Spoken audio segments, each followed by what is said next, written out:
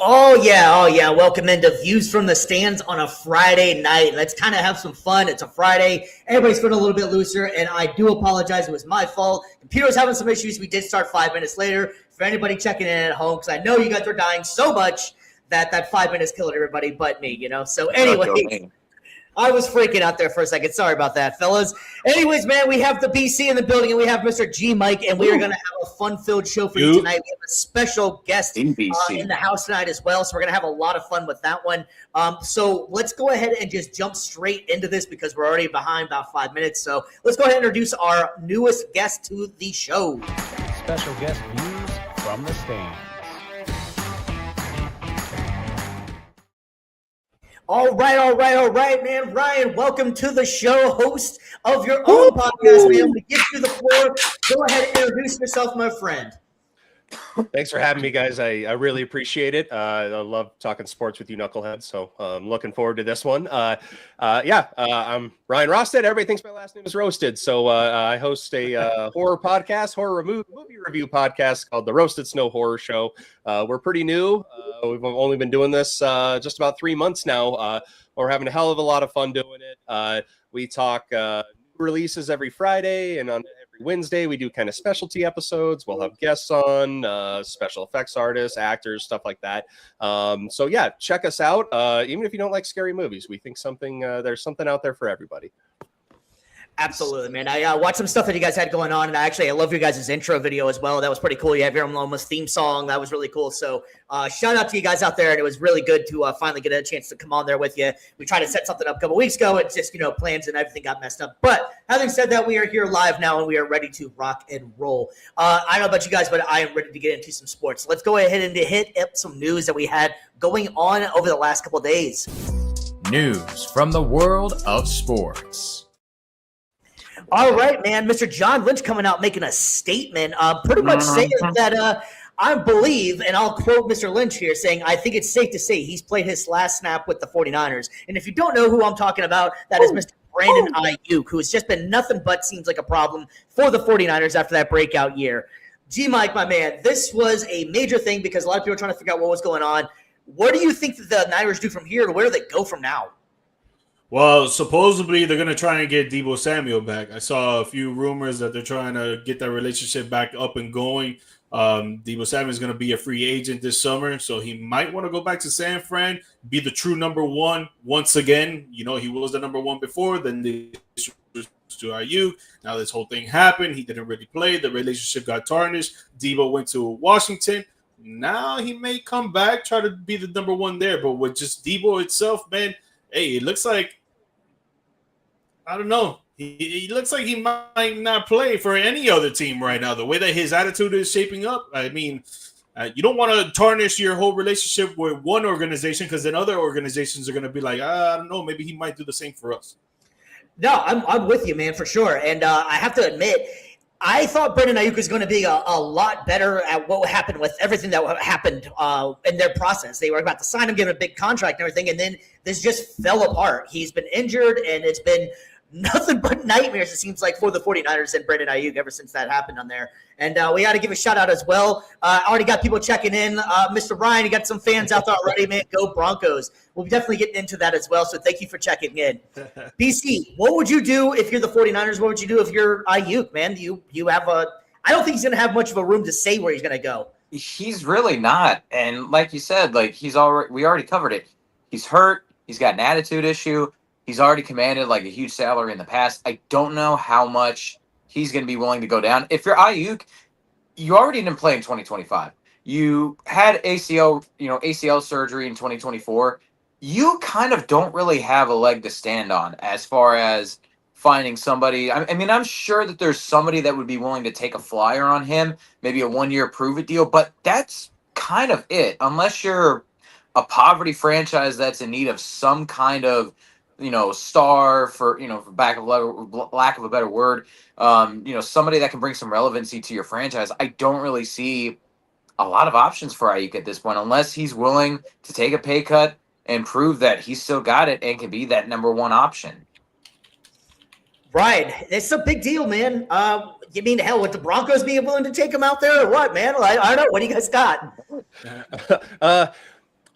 I don't. Yeah, I'm sure he and Sean Payton will get along just fine. I'm sure that'll work out. No, I mean, he, like you guys said, he's had issues for a while. Doesn't really see eye to eye with management. It doesn't seem. And just how refreshing is it that you have a GM like John Lynch that just comes out and says it? He doesn't walk around the question like, oh, we'll just have a conversation about it, and you'll know when we know. No, he's done. So I appreciated that. And I think didn't Aiyuk even hold out for quite a bit to get that contract? I mean, yes. He was already an issue prior to the contract. You lose Debo because of it, and the 49ers, they're cursed one way or another. You either get C-Max out or C-Max healthy and everybody else is out. So the fact that they were able to keep chugging is pretty incredible, actually. But no Aiyuk here, please, no. Yeah. And I will say, John Lynch, like, for anybody that's surprised, like you said, it's refreshing to see GMs that have that kind of backbone, you could say. But if anybody that's grew up around football that knows John Lynch, like he's no nonsense, one of the hardest hitting, most feared players to ever play the game. So it's like to have that as your GM, like you're sitting good if you're ownership and management. Yeah, no, and what's wild about Aiyuk is I still think that he does have the talent there. So somebody will make a move to go get him that's desperate for a wide receiver. And I think you're kind of right. They're going to have to restructure contracts. There's going to be a lot that's going to go into it, but somebody will take a chance on him because he is that talented. I mean, the Patriots have been rumored to go after him for quite a while, even last year before like all the injuries and all that stuff. So maybe he's someone that's actually ready to win, and maybe a new culture change will maybe change it up a little bit for Aiyuk because it has been a problem. At one point in time, he was the darling of the team and the star, and it broke out. And then after that point, it just seems like it's been nothing but trouble for them. So, GMike, you got any ideas on where you think he might be able to go? I mean, it would be a team that really needs a receiver, and the number one team that comes to mind is the LA Chargers. I mean, they don't have a true number one. Land McCarthy, don't get me wrong, I like him. I like his game, but I see him as a wide receiver 2, wide receiver 3, behind Johnston as well. Keenan Allen, freaking legend, but dude is old. He's getting slower. His hands aren't the same. You saw in that playoff game, he dropped 3 balls. Unless he's betting, unless he's gambling. But I don't know. I think they need a true wide receiver 1, man. Pittsburgh is looking for another receiver as well. DK Metcalf needs some help over there. There's several teams that can use his talents for sure, but it's all about his attitude and his mindset, because if he does this to one franchise, again, he could do it to another. Mm-hmm. Ryan, you got any thoughts where you'd like to see him go, or where you have any ideas where like maybe he might end up? Well, I mean, you guys said it. It's going to be a poverty franchise. I don't see unless it drags out until near the trade deadline next year, where a contender is truly desperate and they're like, hey, we need somebody in here. I don't know. My mind just always goes to Cleveland for whatever reason. I just think that they're always going to pick up somebody that, whether it makes sense or not. I can see the Chargers as well. I also thought maybe Miami. Maybe Tyreek leaves and then maybe he goes to Miami. That could be an option.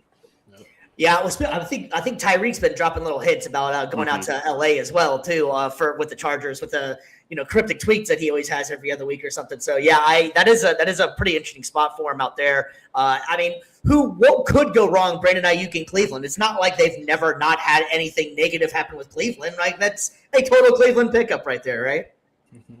Yep, you don't have to look far with them. So. They need to figure out that QB situation and the head coach situation still, man. You'll never get that figured out, man. The day they figure that out, the day hell freezes over. So damn, George getting some love out there, man. You're looking like a snack. Appreciate it. I got a haircut, you feel me? Woo, nice, man. Good. It's Friday, baby. Looking right. Looking like you're like a video editor for the Miami Heat over there or something, man. I like it. Oh, shoot. Future coach. Sign him. Yeah, man. But yeah, so that was not the only big news coming out of there, out of the sports world that the last couple of days. But we're gonna go ahead and jump in because it's getting almost close to that baseball time. So we're gonna go and jump into our segment of Brandon's bullpen because he's got some news. America's pastime from Brandon's bullpen. All right, big guy. You're a big Tampa Bay Rays fan. Why don't you explain to the people what's going on with Tampa Bay and all the insider news you got too, or something, man? Well, I mean, for the last, Gosh, it seems like since 2008, there's been stadium drama with the Rays, with Tropicana Field, especially like kind of buyer's remorse for the last 20 years. It seems like the Rays have been trying to find some way to get out of the Trop, get out of that dome from the 80s. That it looks like an empty warehouse inside. If I'm being honest, I love it. Don't get me wrong. I love my dome baseball. I love being able to go inside at 72 degrees. That's nice. I do believe and hope and pray that the new stadium has that kind of a feature, but it's just time for them to move shop. And so the last 5 years, there's been a lot of drama as to where will they go, what will they do, because the lease is up in about 2 years. Are they going to do a split city plan with Montreal? Are they just going to sell the team and move to Nashville or even go up the road to Orlando? 2023, they started getting some actual grounds to stay in the Tampa Bay area, although on the Pinellas County side in St. Pete, basically just in the parking lot, the old Trop. I was not the biggest fan of it just because it's not the most central located in the location for the Tampa Bay area. And I've always been a proponent of the Tampa scene. And then about 2 years ago now, Hurricane Milton came in, destroyed the Trop, kind of ruined a lot of chances to I would say kind of keep the team in St. Pete. Talks kind of fell apart with Stu Sternberg, ownership group, and the rest of the team. And just pretty much there's just been this drama of will they stay, will they go? And it finally came to a head after Sternberg sold the team. Ownership now is brought up by Patrick Zalewski, and then Ken Babby is the CEO now. And within just a few months of them taking over, now we have people were wondering how long is it going to take for them to start getting talks going for a new stadium. And here we go.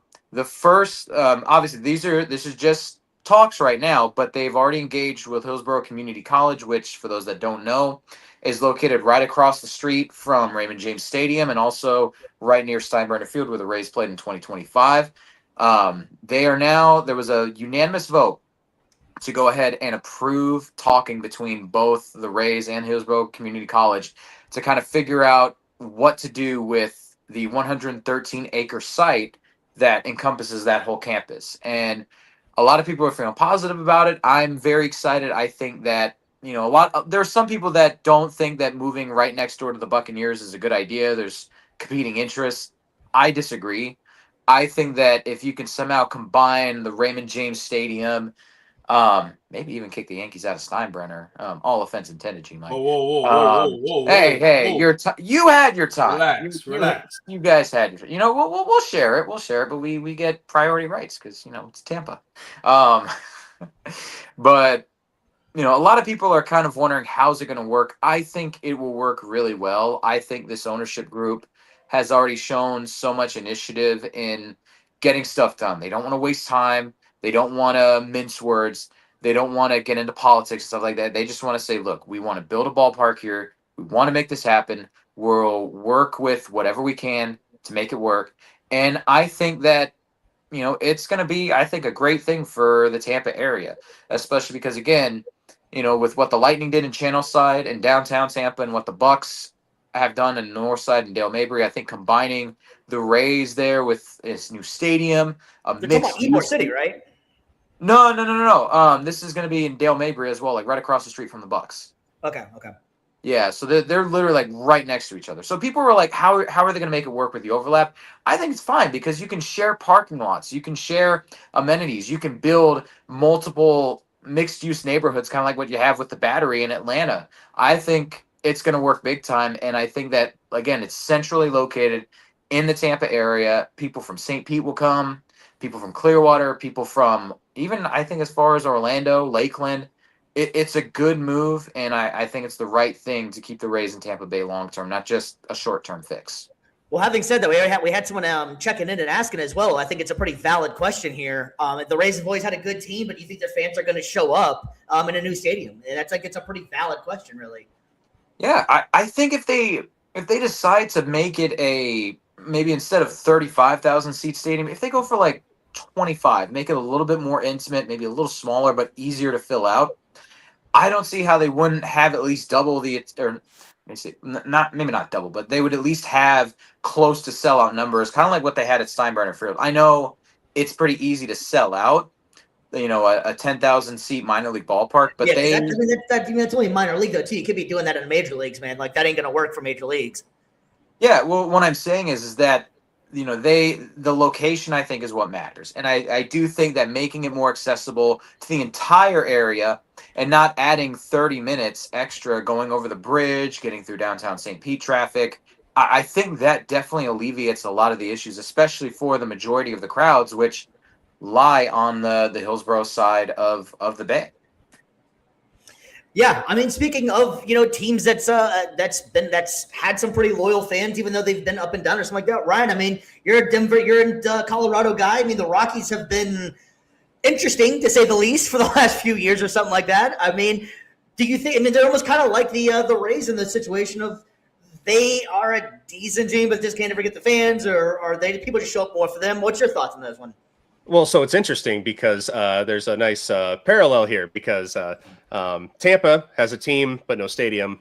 Colorado has a beautiful stadium and no team. So, Yeah. I'm sure there's something that we could work out there. Yeah. And that's the thing here. The business model for the Rockies has never been about winning. It's been, hey, everybody will go down to Coors Field. It's, it's one of the oldest ballparks in the league now. I know obviously Wrigley and Fenway, but I mean, it was built in 95 and, they update it just enough. It's a great ballpark, great place to go.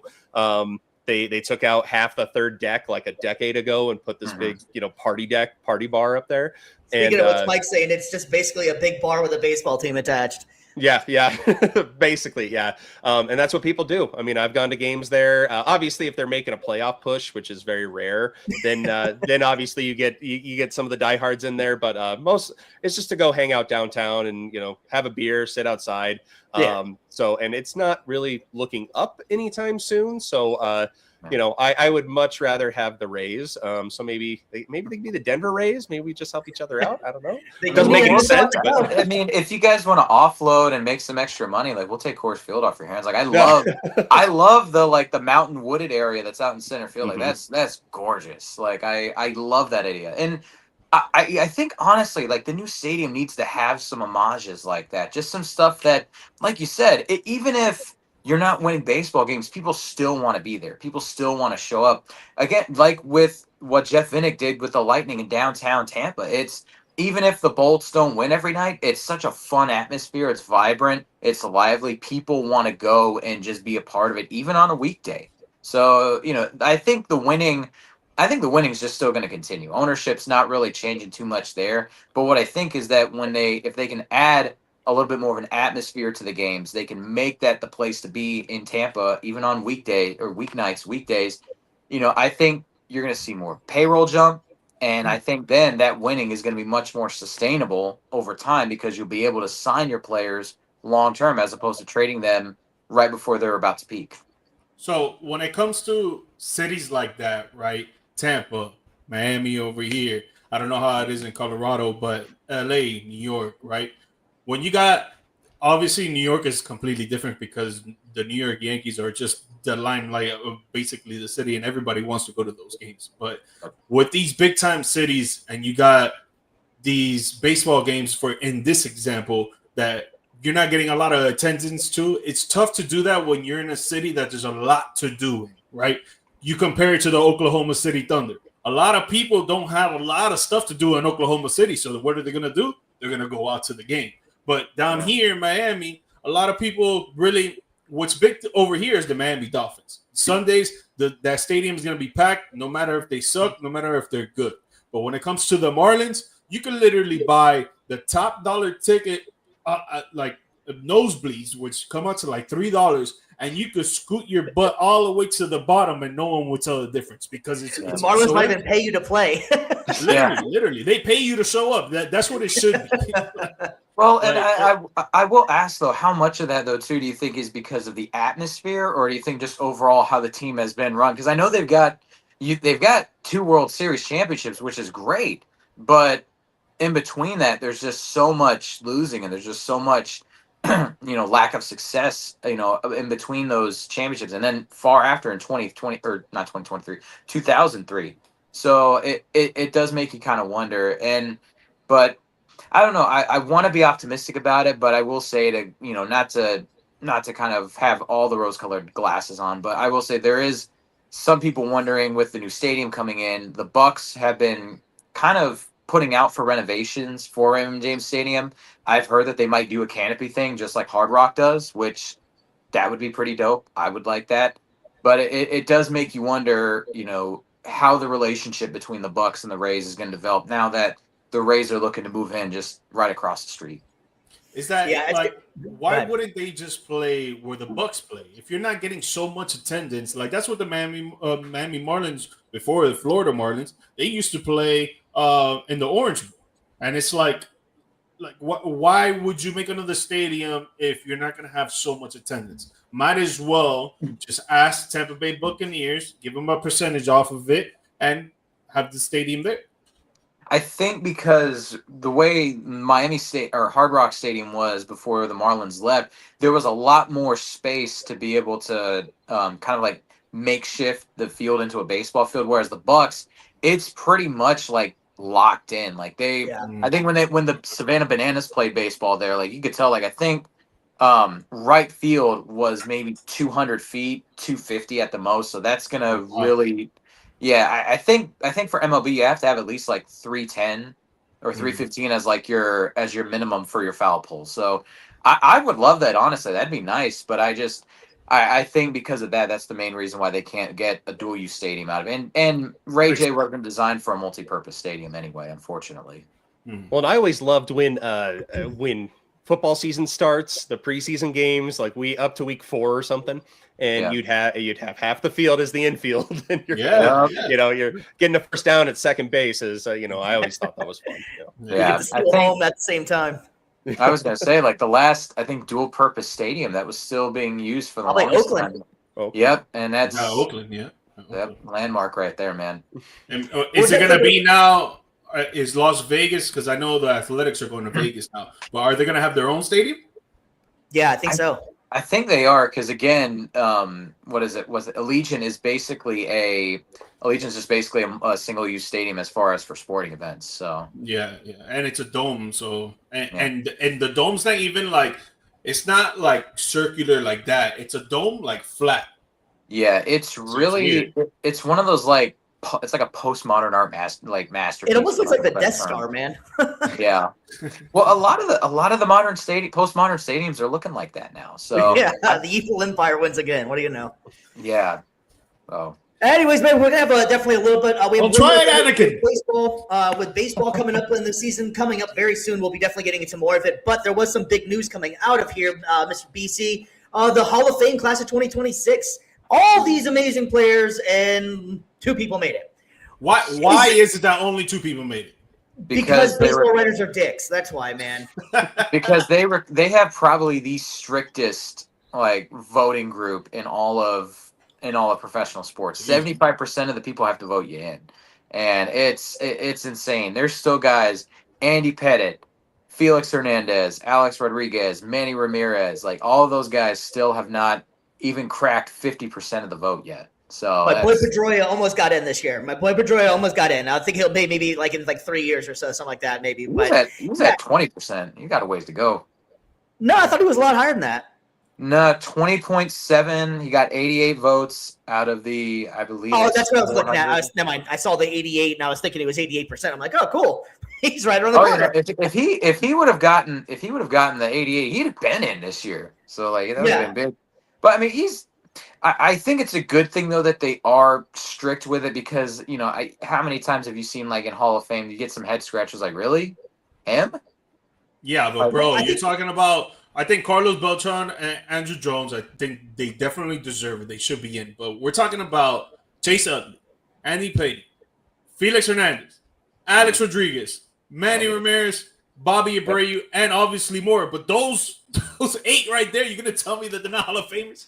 I don't know. I will say I know with like Pettitte and Rodriguez and Ramirez, those guys will unfortunately just forever be hampered by the steroid era. Like that's just something. Do I agree with it or not? I mean, they use performance enhancing drugs, but it takes skill to hit a ball. It takes skill to frame a pitch right where you need it to be. So it's one of those where you either include everybody or you include nobody, and Man, that's a talk for another let time. them take it, man. Let them take it, man. Let the game be fun. Well, I mean, I will say there's nothing What do you quite think, like Ryan? seeing What do you 500 think, Ryan? foot Well, home run. Well, I mean, in the steroid era, I mean, you had McGuire versus Sosa. I mean, that was when. How many baseball fans were born during that stretch? I mean, it was must-see TV near the end of that. It was you'd cut into everything. I don't remember how old I was, but I remember seeing Mark McGuire hit that home run, and I was a Sosa guy, so I was like, oh man, he got that before Sosa. And then it's my point on it is if, let's say 75% of the league was doing some sort of performance enhancing, then it still is a relatively even playing field. Like you said, it's hard to hit a ball. You give me all the performance enhancers you want, I'm not hitting a fastball in the majors. It's just not happening. So and I go back and forth on the strictness of the Hall of Fame, especially for baseball. I've never been like crazy about the idea that writers decide these. I've always thought it should be more the peers than the writers themselves. A lot of them take it seriously, but there's some like, if you live on the West Coast, maybe you got that bias. If you're on the East Coast, you got that bias. Right. There's a lot of writers out there that just don't. They have their agenda and they're going to stick to it, and that keeps some guys out. Yeah, I mean, ergo, King Griffey Jr. didn't get unanimous. There was one guy had to be the one guy that doesn't. So which that to me, I don't understand. So this does bring up a great question here. Beltran did not. Why did he get docked for the cheating Houston Astros scandal? So the way I understood it was that he was supposed to have gotten in prior to this point. Like it was like that was like the little dock, if you will, was that his time. That was literally his last year, and he didn't really do much then. So like I was gonna say like his peak years were with the Mets. They were with the Cardinals, because he, that aside, like, dude won like multiple Gold Gloves, multiple Silver Sluggers, 9-time All-Star, and his last All-Star appearance 2016, so the year before he went to the Astros and all that stuff happened. He already had a Hall of Fame resume before all that, so one of the best outfielders in all of baseball in terms of every single year consistently being a great hitter, being pretty much a 5-tool player in baseball. You could hit for contact, hit for power. He could steal. He could throw. He could field. Everything, and that's evidence right there. Plus, dude had a cannon for an arm. One of like the best arms in the outfield. Not to be the only one that you could really say in recent memory that had a better arm is the guy that got in along with him, Andrew Jones. 10 Gold Gloves, tied for the third most all time, and just. Again, let me go ahead and pull up the club that the elite company that homeboy is in right here. Willie Mays, Roberto Clemente, Al Kaline, Ichiro Suzuki, Ken Griffey Jr. How do those guys are all 10 plus Gold Glovers in the outfield? That's an elite list. The greatest defensive outfielder, I would say, the greatest defensive center fielder of the last 20 years. Like, dude could make some highlight reel catches. Dude could make some cannon throws from center field. He was not afraid of anything out there, and I think his selection in the Hall of Fame is rightfully so. I agree. Ryan, you got anything for that one? No, I think like you guys said, the two that got in deserve to be there, and have no issues with that. I would like to see. I'm not saying throw 10 people in there a year, but maybe the 3-4 range. I mean, keep a few more happy and start working down that list a little bit. It's other sports they obviously do more. They do like here's a contributor Hall of Fame entry. Here's a coach gets in, a broadcaster gets in, all that. So it's two people. We just got to live with it. Yeah, I mean, I think honestly, in my opinion, I think the NBA is the most generous for getting in the Hall of Fame. I think pretty much if you stepped on the court, you have like a 50-50 chance of getting in. So, I mean, I can understand how some sports are a little bit too much, and I think the NBA is a little bit too light. So maybe just take a page out of the NFL. Honestly, none of us are big hockey guys here, and I know you are actually. What is like the hockey? What is their standards when getting in the Hall of Fame? So they usually, they usually put in, I want to say it's like 4 or 5 players, and then they have a, like a community contributor award, or it usually goes to a broadcaster or somebody that's been involved in the NHL for a long time. Then coaches can get in here and there, but again, it's the writers. I'm not sure the exact format that they use. If there's a percentage that has to get in or what, but I know that there are a lot fewer NHL players that are snubbed than obviously in baseball. There's never usually that huge debate, and usually if there is, that guy tends to be in the next year or two, and then it's not. Yeah, I noticed that. You don't really hear too many people complaining about, oh, this guy got in or that guy got in and with the NHL really or something. But Ryan, you're getting some love tonight, my man. You're getting a lot of shout outs out here, so we appreciate everybody for watching and checking in as well. So we really appreciate that one, man. Yeah, well, that's John. He's a Flyers fan, and the Avs play the Flyers tonight, so you can delete that. It's more of a yeah, man.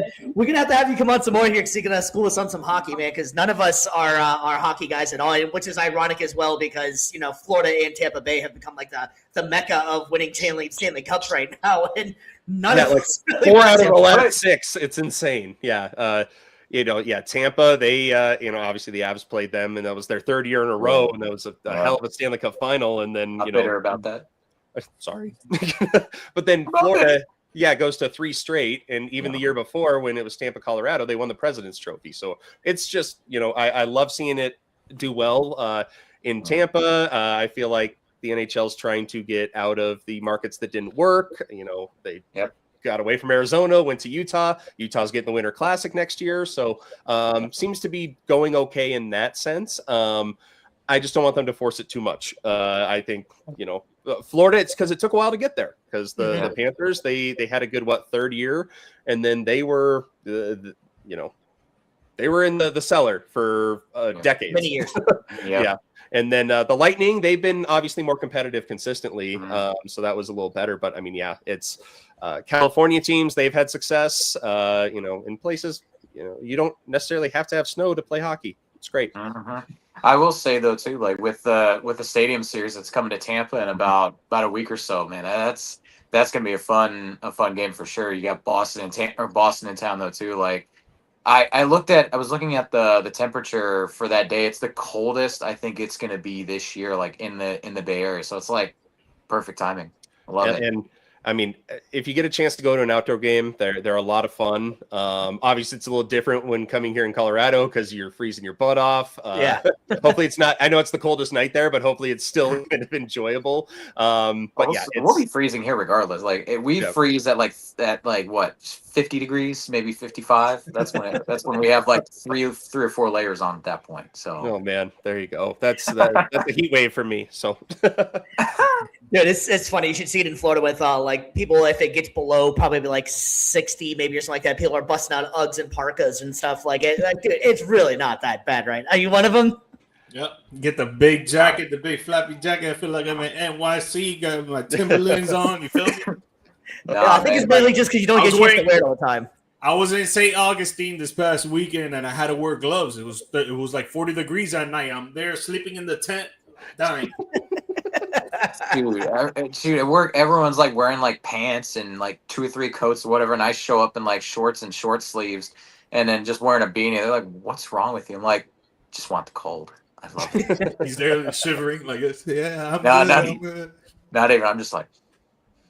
Go to week. All right, well, we're going to go ahead and jump from the weather back to this thing we call sports here, man. And we're going to go ahead and jump into some awards right now, man. It's going to be football season is coming to an end. Obviously, we all know that, but it's time to start talking about these awards that we have going right here. So we're going to go ahead and go through and give our picks on who we think deserves it and give an explanation on why. We're going to go ahead and start with the top of these guys here with the head coach. The head coach of the year this year, we got Liam Cohen, Ben Johnson, Mike McDonald, Kyle Shanahan, and Mike Vrabel. BC, buddy, you're up first. Who are you going to pick and why? I would say this is probably the toughest decision just because you've got at least 4 of the 5 candidates here that deserve this. I mean, the case for Cohen's so simple. The Jaguars were laughingstocks last year. Everyone was dogging them. This year, they thought they were going to suck, and then he turns them into a 13-win team and running the AFC South. Like, complete turnaround right there. His system revolutionized them. Ben Johnson. Whoa. Running the entire AFC South. Let's pump the brakes a little bit here. Hey, dude, I'm sorry, but like the Colts were up there. You guys had it for a little while. I don't know what you're talking about. Yeah, but you guys had it, and then you just let it slip big time. And there was like the gap. Yeah, the gap was like this, and then all of a sudden at the end of the year, it went like that, dude. Who would have thought Daniel Jones would be that important? Yeah, Indiana Jones, baby. Indiana Jones. Seriously. Part of the season, I was saying I thought he was going to be pretty good, but I didn't expect him to be as good as he was.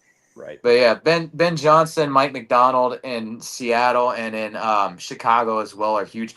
I'm gonna give it to Mike Vrabel though. I love Cohen and what he did. He would probably maybe it's the bias, former Bucks guy, but Mike Vrabel, I think just what he was able to do in New England, we all thought that it was going to take them decades to kind of figure it back out again. And especially with their recent coaching hires prior to Vrabel, but he really just stepped in and just unified that team. He didn't come in with necessarily like revolutionary systems and everything like that, X's and O's, but he just brought everybody together and united the team. And I think honestly, that's what being a head coach is all about. Not just specializing in one area or two, but if you can get that whole team around you and, just have them run through a brick wall every single game, I think you're deserving a coach of the year. We have somebody out there as well. Sean Payton got screwed. He was not on the list. Going in, we picked our awards prior to this point, and I picked Sean Payton as well to be head coach of the year. He didn't make the list on here too, so I thought that was kind of weird too. This one is very hard this year, actually, because I think these guys all did something very interesting. Cohen definitely did his thing with Jacksonville. I don't think anybody really expected Jacksonville to be as good as they were. Ben Johnson, I think everybody had the idea that he was going to be good, especially with the moves that they made. So he actually just did exactly what he was supposed to do, and I think that they're on the right track. Mike McDonald has done phenomenal with the Seattle Seahawks.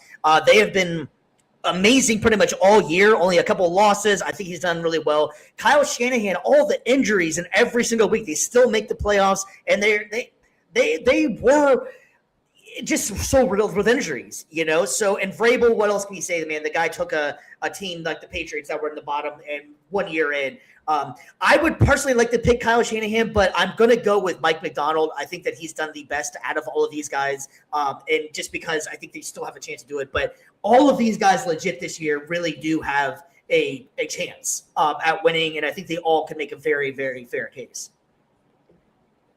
Ryan, you're up, man. What's your pick? Oh, yeah. I went back and forth on all five names about 47 times because, every single one of them.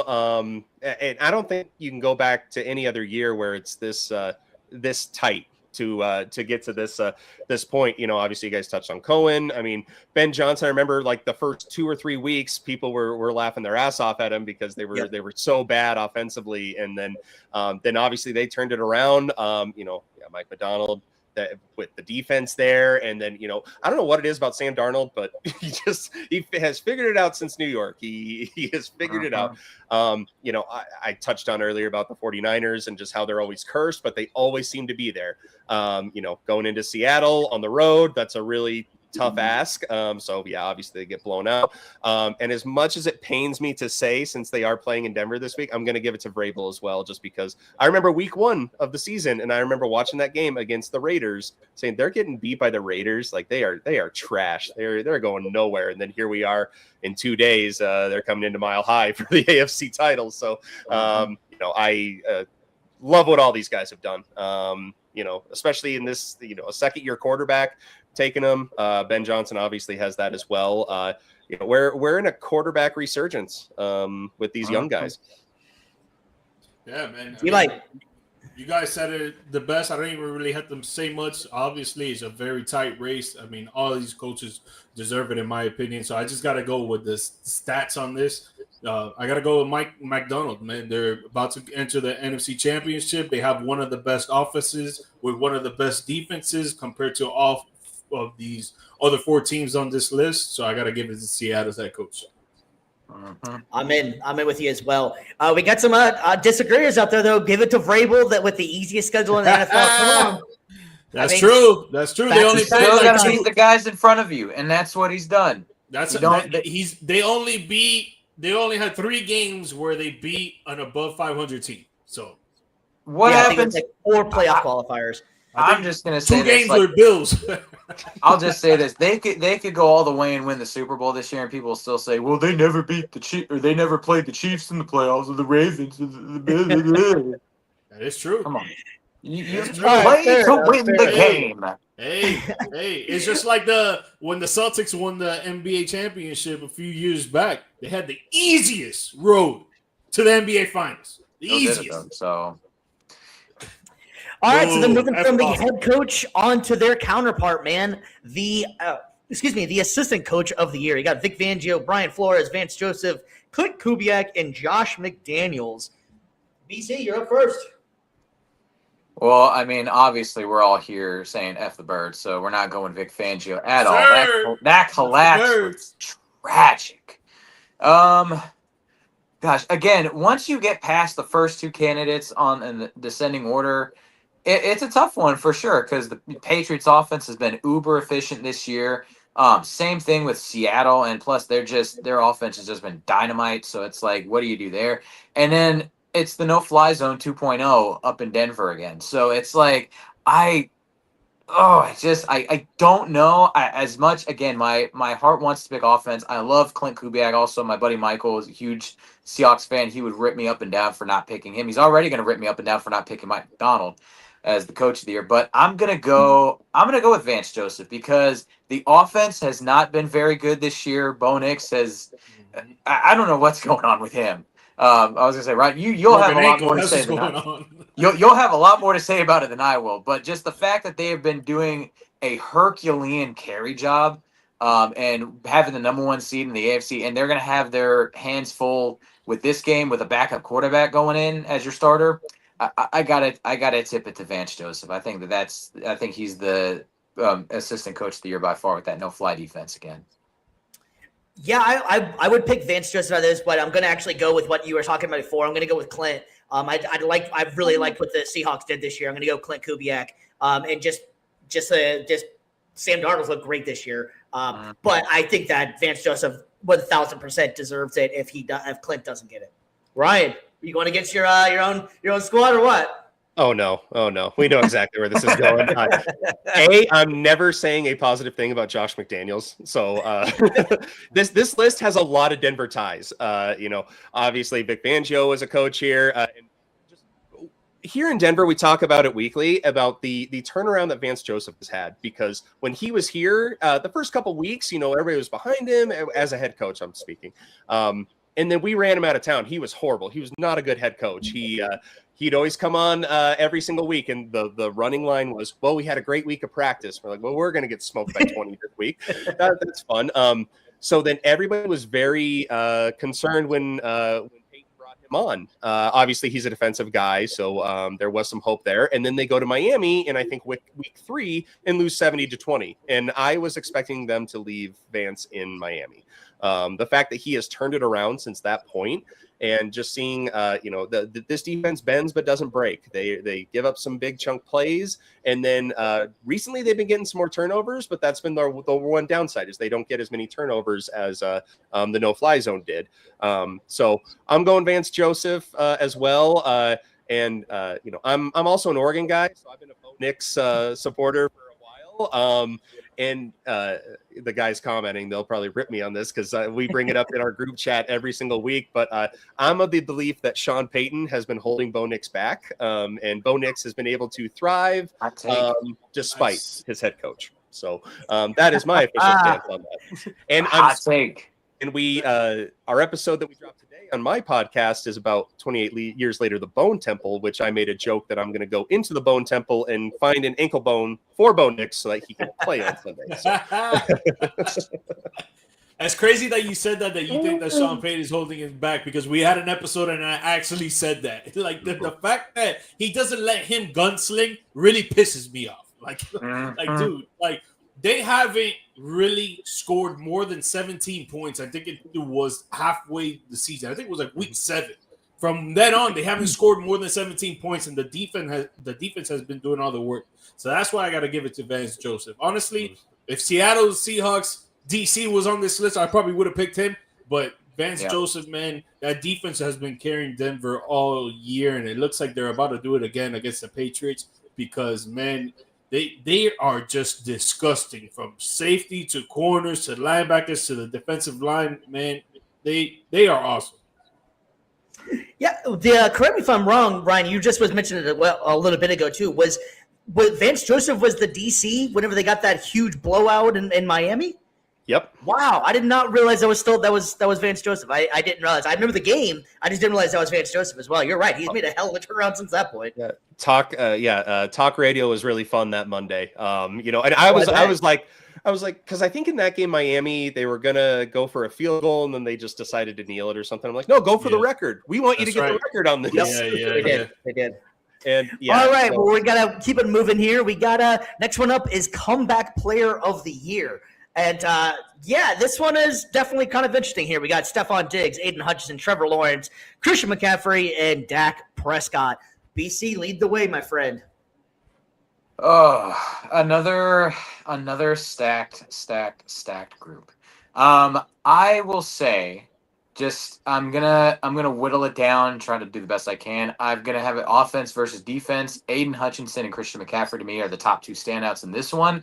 McCaffrey stats are good. 1,200 yards, 10 tutties. That's great.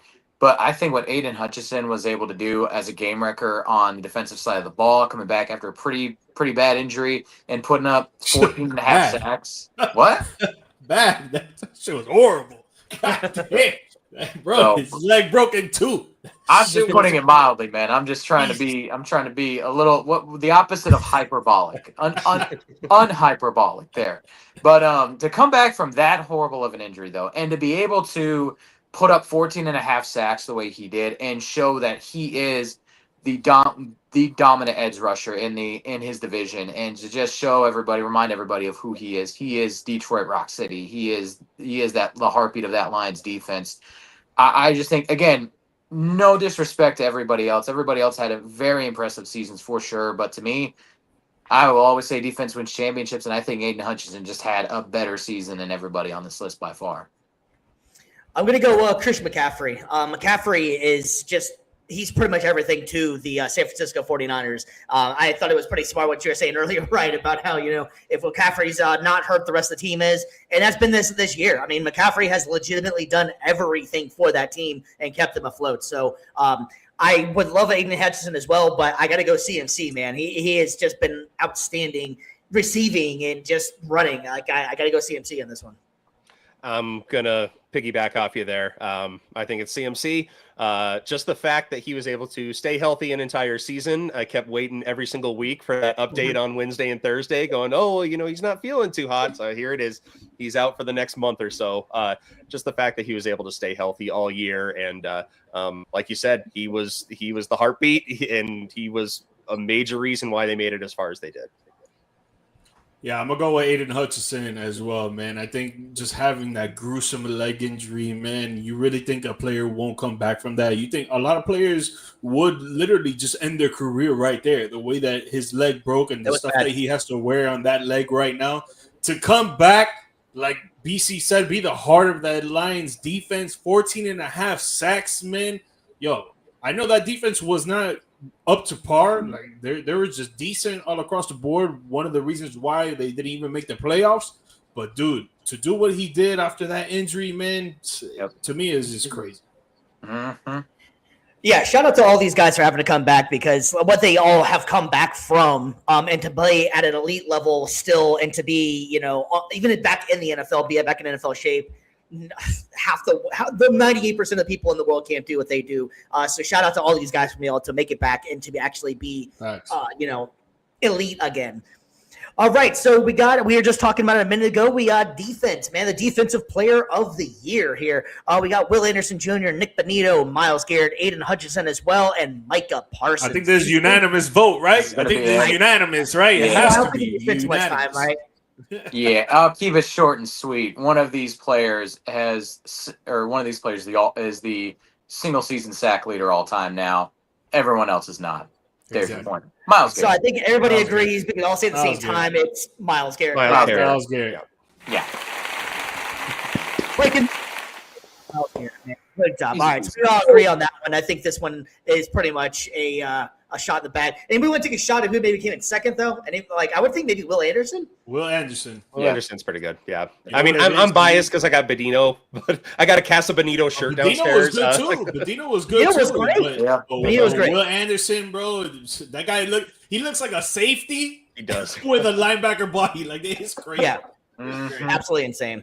All right, so we're going to go ahead and continue on from going from one side to the other, and we're going to make this now the offensive player of the year. Some amazing players in this one here, man. Chris McCaffrey, Drake May, Puka Nacua, and Jackson Smith and Jigba. BC, what a freaking year this has all been for all of these gentlemen up here. Who you picking?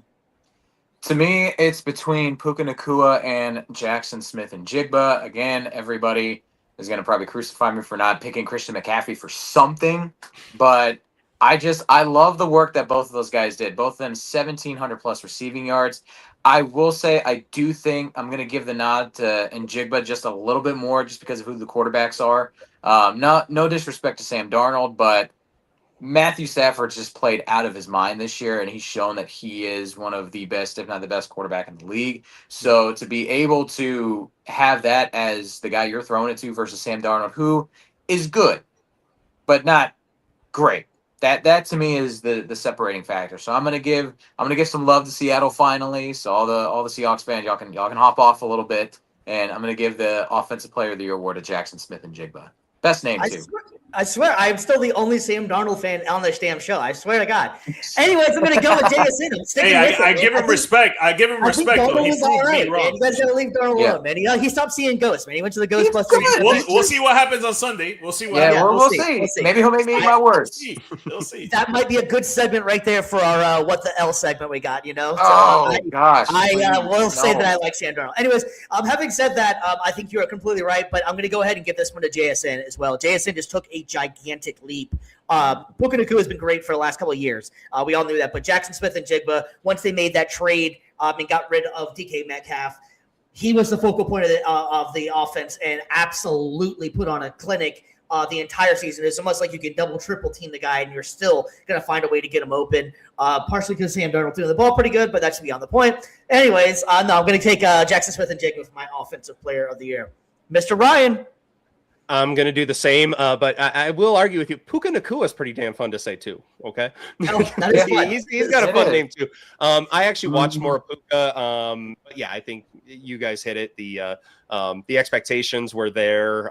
He was exactly who we thought he was going to be, maybe a tad better. JSN, man, he just, you lose DK Metcalf. I mean, that's a lot to put on your shoulders for a younger dude. And then obviously Sam Darnold, I do also think he's better than anyone gives him credit for. He keeps proving it.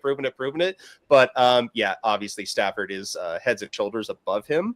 So yeah, JSN, he definitely carried the load more this year. So yeah, he'll take my vote as well. Jason's not a big dude either. So that was why I was really impressive as well. Is that like he's $1.95. obviously NFL big, but I mean like for standard, he's not that big of a guy. So like it was impressive as well to see what he did. GMike. I gotta go CMC, man. I mean, dude, all that Niners offense were injured most of the year, bro. You didn't have Brock Purdy. Jawan Jennings was in and out in the beginning. Obviously, he stayed healthy at the end. Kendrick Bourne was the wide receiver 2 there. Obviously, Brandon Aiyuk hasn't played a touch of football this whole season. George Kittle was in and out of the depth chart as well. And then McCaffrey almost going for 1,000 rushing yards and 1,000 receiving yards again, with the fact that other defenses' full focus is on CMC, and he's still doing what it does. Imagine if he had his other teammates there healthy. Imagine what he could do. It's like, to me, it's so impressive. Totally agree. CMC can't go wrong on that one as well. All right, so we're going to go to the other side of the ball, and we're getting to the big ones here. We got the defensive rookie of the year. All right, so we got Abdul Carter, Nick Amorori. Woo, that was hard. James Pierce Jr., Carson Swearinger, and Xavier Watts. BC. I could go with the guy that's got the most sacks in James Pierce Jr. of this list. I could go with the guy that's got the most picks with Xavier Watts. I'm going to go with a guy that does a little bit of everything and just dominated with how much he was from sideline to sideline on the field. Carson Swearinger. 140 plus tackles, multiple sacks, multiple picks, multiple passes defended. Second round choice though too coming out. He was not a first round selection for middle linebacker. There's guys like Jahad Campbell that were selected before him, and he just, again, there's not a lot to write home about with Cleveland this year aside from Myles Garrett and him. So it's interesting to see that how bad the Browns are as a team, and yet in my book, they're taking home defensive player and defensive rookie of the year. I think Schlesinger just really helped add something to that level, just his do-it-all ability at middle linebacker. Probably I would say the best linebacker in the last couple drafts. That's a fantastic pick. I'm actually going to go Watts on this one from the Falcons. I was impressed with all the interceptions, especially coming in as a rookie. Did a lot of big things, but I think you're completely right. Carson had one hell of a year, and that would create another one of those what the L things we had going on because I picked Mason Graham to be the defensive rookie of the year. And, yeah, see how that turned out. Ryan, what you got, man? I'm narrowing this down to the people on this list with pictures that look like they could murder me. Okay. Yeah. So, being a horror podcast, that's what I'm going to go with. I honestly did not spend a ton of time on rookies this year, unless we directly played them. We directly played this guy. I'm going at Bill Carter. I thought there was a point in this season where the Giants, they were that fringe. They could have been one of those teams, the younger teams that were making a push. Obviously it didn't go that way, but they were making the right moves. And I think it all started on defense. Obviously, you got the psychos, Jackson Dart and Scattaboo on the other side, but I'm going at Bill Carter on this one. I just want to mention for what the L, I picked Abdul Carter in the beginning. I just want you guys to know that. Yeah. But right now, I'm not going to pick him because I think Carson had a way better season than he did. Now, the attention that Abdul Carter got all season was pretty amazing because he got his other teammates on the defensive line to get, more stats to their stat sheets. But the way that Carson was just playing, man, he was doing it all. He looked like a Swiss Army knife out there. I got to go Carson. Yep. Yeah, not bad picks at all, and the future is very bright for all of these guys. So let's jump on the other side of the ball, and we have the offensive rookie of the year, Jackson Dart, as we just mentioned, Emeka Mbuka. Do we need to check with Rob Gronkowski? Is that how you're supposed to say it, or not? Emeka Mbuka? You guys seen that video, correct? Oh gosh, I have not. Oh man, that was so great. So I always feel like you almost have to bring that up anytime you bring his name up. Anyways, I divert. Jackson Dart, Emeka Mbuka, Trevion Henderson, Teddy McMillan, and Tyler Shuck. BC, lead us off. Oh, it pains me to say it, not just because it's in the same division, but also because my boy is also up for grabs. But I gotta keep it a buck. I gotta keep it straight. Ted McMillan was that dude this year in Carolina. Like he did not fall off. He was definitely the more consistent of the two. Shout out to Book for dominating that first half, but you got to play the whole season, man. You can't just play half a year and expect to get the award. And Tet did that. So I got 1,000 yards, 7 TDs, incredible start. Did a great job in getting Carolina to the postseason and scaring Los Angeles too, and giving them a scare in the first round. So I gotta give some love to Tet up in Charlotte. Respect. Yeah, respect. I'm gonna piggyback off you on there and go with Tet as well. I'm kind of surprised that Jackson Dart made this list, to be honest with you. I think that his namesake was more what it was. I mean, what he only played like 5 games or something, 6 games. Granted, they were exciting games, but I didn't think he qualified for that. Tyler Shuck actually at the end was balling. Like, dude seems like New Orleans might have actually found something there. We'll see how it goes in the next season. He was impressive for when he actually got the start and took over and got comfortable. But yeah, I'm going to go with Tet on this one as well. I am also going Tet. Like BC said, it's a full season award. Egbuka, he first half of the season, he gets it. Second half, Shuck. But all around, it's Tet. Obviously Henderson had a great year as well. I agree with you. I'm not sure if there just wasn't a better nominee than Dart. They needed a 5th one, so they threw him in there. But that one was surprising to me. Yeah, it was. Yeah, definitely got to go with Tet as well. He was the most consistent all year round. I mean, Mbuka started off the year great, fell off. Trevion Henderson didn't start off the year great, started to pick it up. Same thing with Tyler. Then I think if Jackson would have had Neighbors and Cam Scatterboot the whole year, he probably would have won this, honestly. Maybe that's why they threw him in there. I'm not going to lie. But Yeah. Ted McMillan, he was the most consistent one. Gotta go. Man, we all chose the same guy. That's usually trouble. I don't know, man. That's usually not too good for them or something. But we'll see, man. But I think this has been an awesome year for these rookies, and I think that all these guys have a good chance. And I think honestly, if Henderson would have gotten the start from the start, he probably could have made a hell of a case as well. But the fact that they kind of worked him in until later on, it played itself out. All right, well, we're on to the big one, man, the biggest one of the night. We have the MVP. We got Josh Allen, Trevor Lawrence, Drake May, Chris McCaffrey, and Matthew Stafford. BC, I mean, it's a quarterback-driven league, I guess. I mean, there's no other players that are that important, I guess. Yeah, that's what I'm saying, man. Make this QB of the year. Stop making it MVP. Like, come on, bro. I mean, for me, it's a 3-man race between Stafford, May, and Allen. And of all these three guys, you know, like you can give the efficiency stats to Drake May. Sure, he's got the completion percentage. That's cool. He's got the QB or QB rating and stuff. And that's great. Josh Allen's got the rushing touchdowns and the rushing yards. Awesome. But as far as being, you know, elite pocket passer, as far as being like getting the most touchdowns, not just passing, but passing plus rushing, if you want to do that, Matt Stafford. Touchdown interception ratio 46-8. Stafford leads that one, every one of those guys by far. And then also to the most passing yards out of the three candidates as well, 4,700. I think honestly, if this is Matthew Stafford's last year, he could not have written a better magnum opus. And I think regardless of what happens in the playoffs over this weekend, I think he deserves the MVP. He's put in such a great career of work, and I think to cap off his career with an MVP award, I think that just solidifies him as a Hall of Famer at that point. Austin, I appreciate you checking in because that was the exact words I was about to say. That it's the fact that Myles Garrett wasn't even nominated. True. That's the whole point of what I was saying. Is that I guess this is just QBs that play football. I completely agree with you. I think Myles Garrett should have been up there. It was also the same thing was whenever J.J. Watt, that 1 year that he was pretty much playing tight end and defensive end at the same time, you know. So I completely agree. And I agree with you, GMike, as well. They need to either make a separate best QB award because there's a lot of guys that are out there that I think were more important to the teams than only these guys up here, you know. But since we only got these guys we can pick from, I think you can make a case for Josh Allen. That team was not that great. They did have a good running game.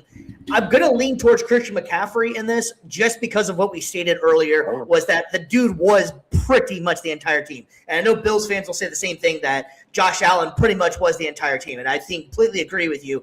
But James Cook had a pretty good season as well. Christian McCaffrey was damn near doing this by himself with Mac Jones. Brock Purdy ended up coming back. They lost their offensive line guys. They had no pretty much wide receiver help. Ricky Pearsall was always hurt. Juwan Jennings was in and out. Kittle got hurt. So I got to go, I think, with who really, I think, put this on his back, and Christian McCaffrey. I know he's not going to win it just because it can't not go to a QB. But I'm going to go Christian McCaffrey.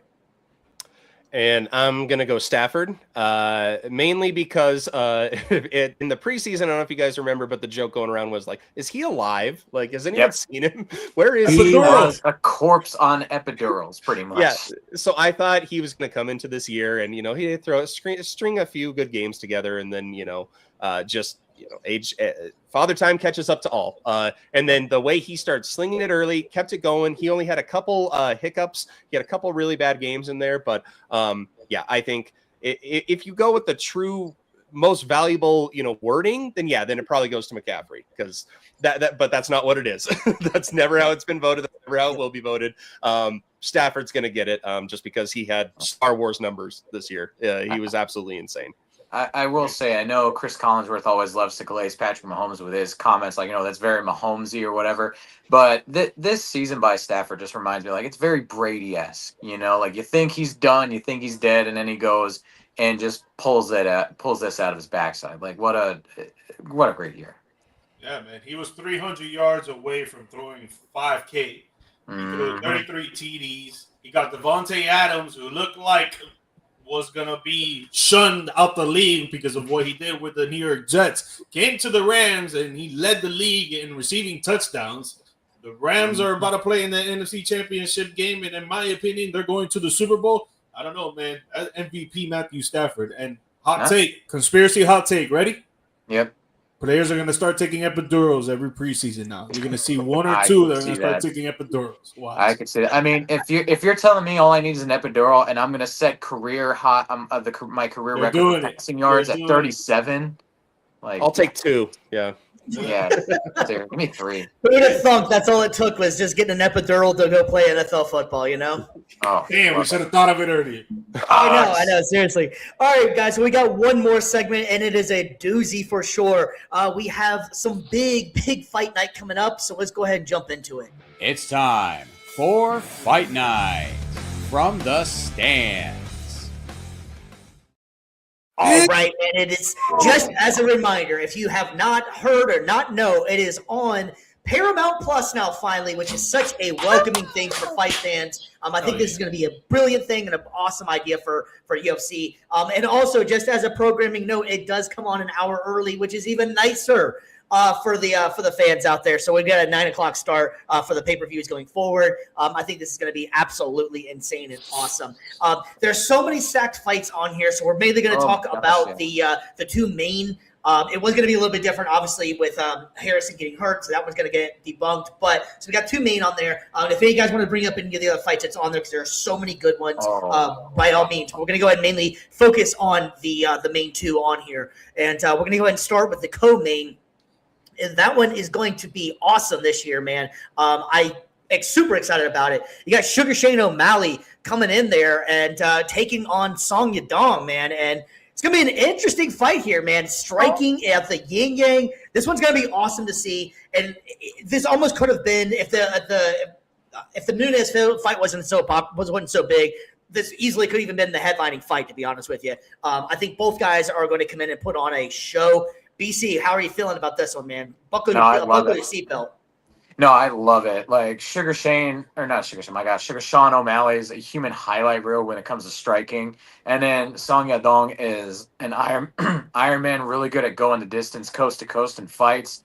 I am definitely interested in seeing, can Sean like close the fight early, or are we going to see this one go the distance by decision? And I can't wait. It's going to be some offensive fireworks for sure.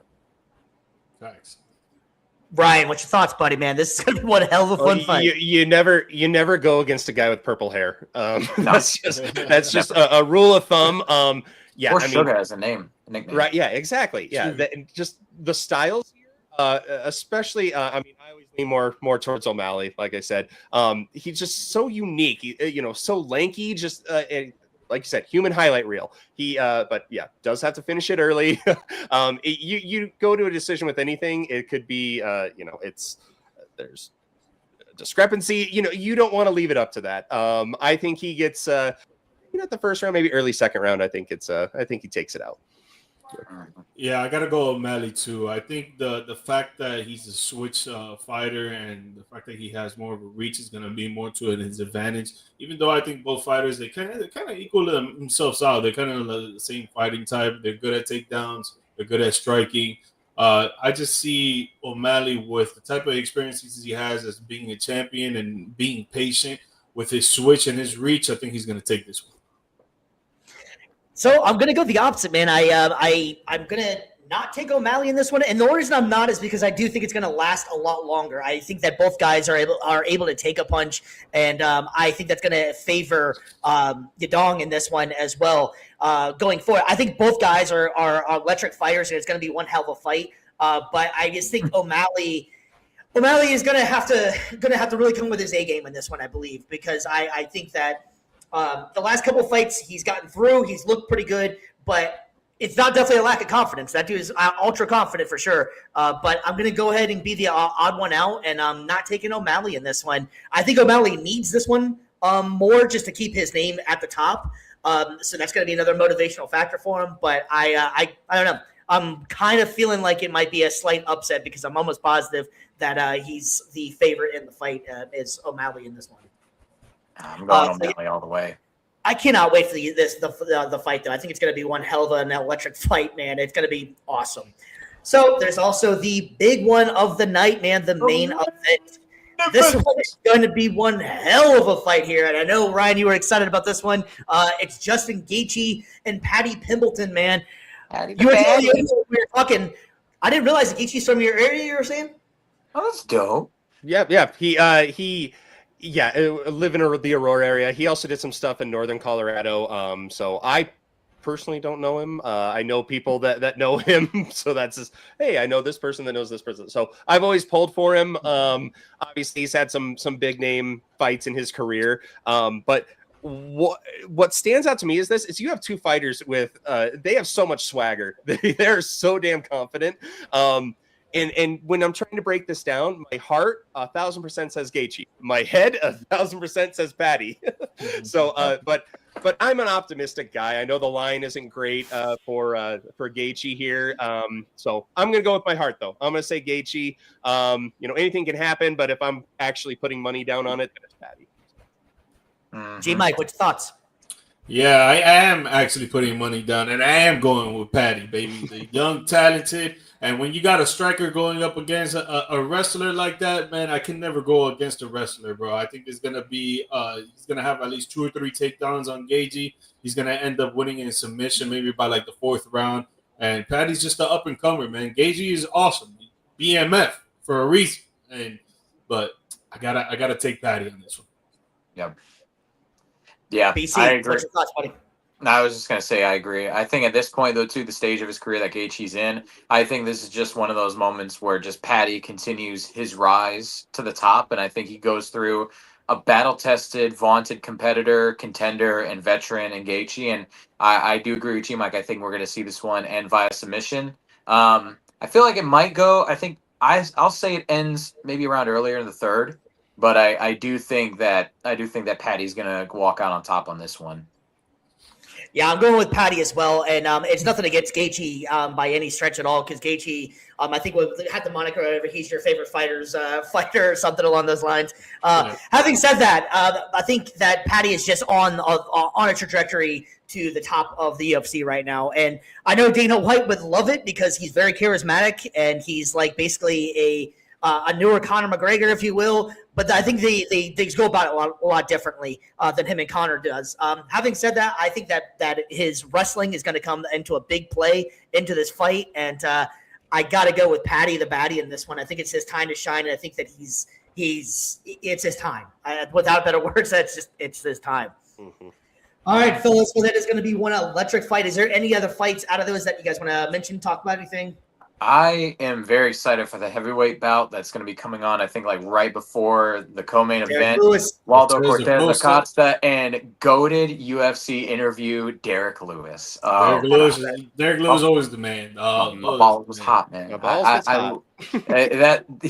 It will forever live in memory. That interview right there. And what a career though too he's had. Like 40 years old, man. He's still doing his thing at this stage, and I know he's going up against a younger fighter and Cortez Acosta, but I don't know, man. Just something in me just thinks that he's gonna pull out another win, a veteran win somehow, maybe like slip in a punch there, just catches him off guard, and I feel like he's just gonna pull it out, and it's just gonna be another great interview. I cannot wait for that post-fight interview, win or lose. Well, I think he was like plus 200. So in my mind, I'm like, that's free money. Give me that. Give me that all day long. Plus 250.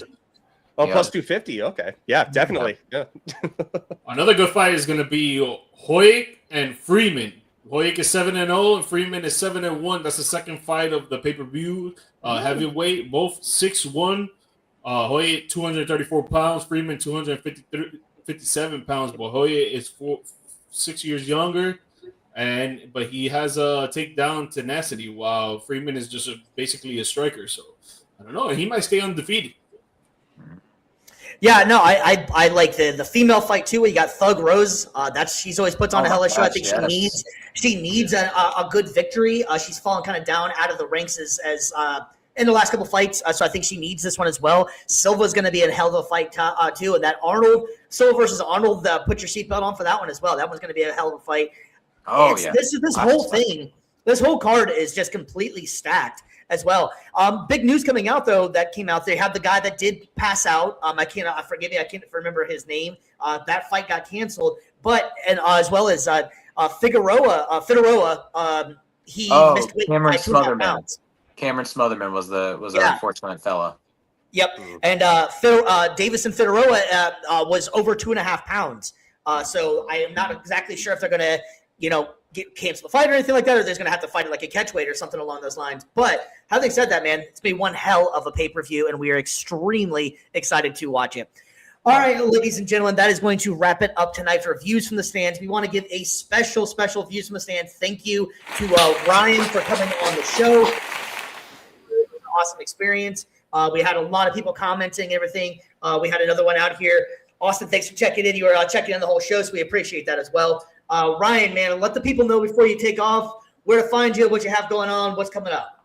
Well, guys, you can find us we're the Roasted Snow Horror Show. Anywhere you get your podcasts. We came up with that title. My last name, my co-host's last name is Snow. We counteract each other. We do a lot of debates, kind of like this show. You can find us anywhere you get your podcasts. We do 2 shows a week. Like I was saying, Wednesday, kind of a catch-all, anything we want to talk about horror-wise. And then Fridays, we do a kind of rolling champion for a new release. So this week's released today, we got 28 years later, the Bone Temple. That's going up against my previous champ, which was Primate. And actually, it was Chris's as well. We had a unanimous champ. We don't agree like ever, but that movie we did. So check us out. See if 28 years later, the Bone Temple kind of dethrones Primate. But yeah, we keep it. I mean, it's an unscripted show. We do anything and everything that we can think of. We go off topic. We're just 2 guys talking horror movies. And if you need suggestions, we're always ready to hear that. Find us at roastedsnowhorror@gmail.com. We love any suggestions. So I can't appreciate you guys enough for having me on. I love talking sports with you guys. That was awesome. Yeah. I will say before you go as well, you guys have probably gotten this one out the wazoo, but since you guys talked about debates, man, I got to ask the age-old question, Freddie or Jason? Who we got? So I've always been a Jason guy because I'm a hockey guy, but since I've gotten older, I've appreciated Freddie more.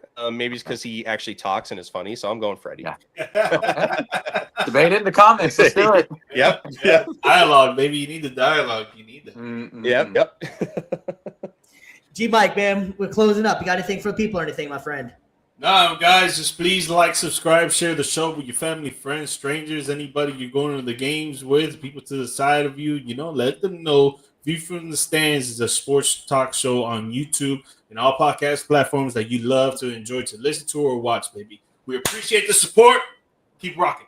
Yep. Absolutely, guys. Stay safe out there. It's coming up in the weekend, so you got a lot of good stuff coming up this week. You got championship games, you got UFC, and just as a programming note, next Saturday as well, another UFC pay-per-view. They're doing back-to-back pay-per-views, so that's going to be another little fun topic to talk about as well. Tuesday, we're going to be live again and talking about championship weekend for sure, so tune in. Ryan, you guys are more welcome to come on the show anytime you want. I really appreciate you coming on. And we are out of here, guys. Be safe. Have a great night.